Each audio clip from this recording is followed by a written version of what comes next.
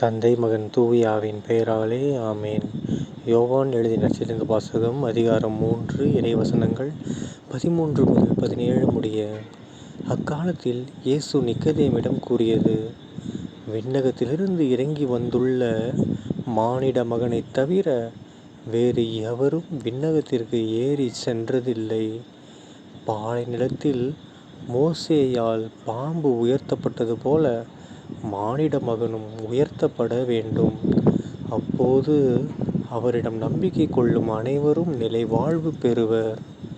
தம் ஒரே மகன் மீது நம்பிக்கை கொள்ளும் எவரும் அழியாமல் நிலை வாழ்வு பெறும் பொருட்டு அந்த மகனையே அளிக்கும் அளவுக்கு கடவுள் உலகின் மேல் அன்பு கூர்ந்தார்.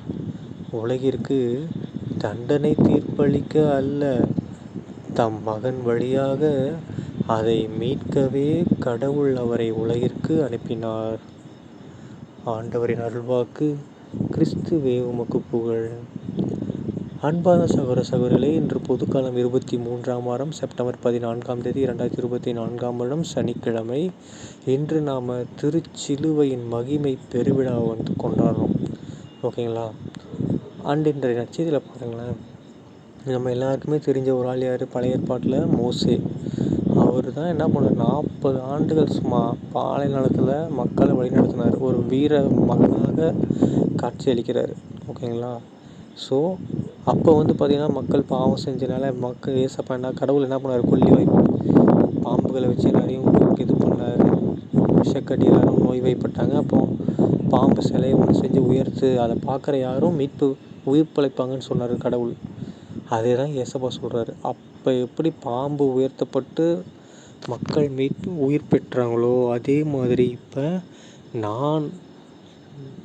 நானும் உயர்த்தப்பட வேண்டும், மானிட மகன். ஸோ இயேசு கிறிஸ்துவும் சிலுவையில் உயர்த்தப்படுவார். அதை பார்க்குற எல்லாரும், அவர் நம்பிக்கை கொள்கிற எல்லாரும் நிலைவாழ்வு பெறுவீங்க அப்படின்னு சொல்கிறாரு.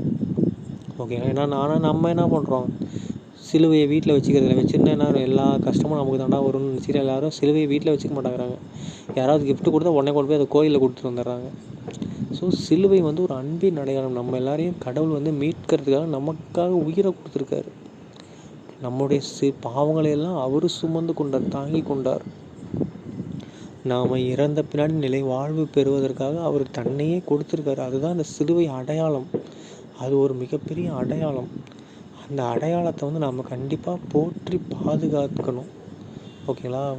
வீட்டில் சிலுவை இருந்தால் எடுத்து நல்லா எல்லோரும் பார்க்குற மாதிரி இடத்துல மாட்டுங்க. ஓகேங்களா? காட்டுங்க, நான் ஒரு கிறிஸ்துவ வீடு, ஏசப்பா எனக்காக பாடுபட்டு என்னோடய பாவங்களையெல்லாம் சுமந்து கொண்டார். ஸோ நான் இனிமேல் அவருக்கு பாவத்தை கொடுக்க மாட்டேன். அவரோட சுமையை நான் விட மாட்டேன், நானும் தாங்கிக்கிறேன் என் சுமையை. நான் இனிமேல் தன் சிலுவை சுமந்து கூட என்னை பின்பற்றட்டும்னு சொன்னார் இல்லைங்களா? ஸோ இந்த திருச்சிலுவையின் மகிமை பெருவிழாவை நம்ம கொண்டாடும் போது அந்த சிலுவையுடைய மகிமை நினச்சி பாருங்களேன். இது வரைக்கும் அந்த சிலுவை என்ன நினச்சிட்டு இருந்தாங்க? அது வெறும் கல்வர்களுக்கு கொடுக்கக்கூடிய தண்டனை, கெட்டவங்க தீர்ப்பு, அது கொடிய தண்டனையாக கருதப்பட்டது. ஆனால் ஏசப்பா அந்த சிலுவையில் ஏறினோடனே அந்த சிலுவை எப்படி ஆயிடுச்சு? திருச்சிலுவையாக மாறிடுச்சு. கல்வர்களின் கெட்டவங்களின் சிலுவையாக இருந்தது, ஏசப்பா போன உடனே அது திருச்சிலுவையாக மாறிடுச்சு. அதே மாதிரி தான் நாமளும், கெட்டவங்களாக இருக்கிற நம்மளும் ஏசப்பா உள்ளார நுழைஞ்சாருன்னா எப்படி ஆயிடுவோம்?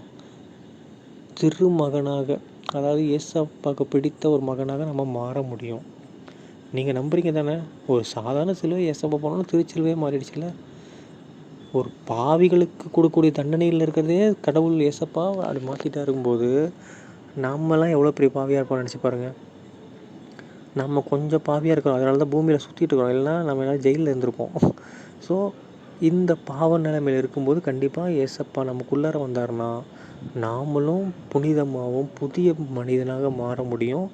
ஸோ திருச்சிலுவையின் மேல் நம்பிக்கை வைத்து இயேசு கிறிஸ்து நமக்காக இறந்தார் அப்படிங்கிறத நினைவில் கூர்ந்து இனிமேலாவது நல்லவர்களாக வாழ்ந்து நல்லபடி வாழ்ந்து இயேசுவை சென்று அடைவோம். சரிங்களா? தந்தை மகன் தூயாவின் பெயராலே ஆமேன். இயேசுக்கே புகழ், இயேசுக்கே நன்றி, மரியே வாழ்க. இயேசுவின் ரத்தம் ஜெயம். அல்லேலூயா. Praise the Lord.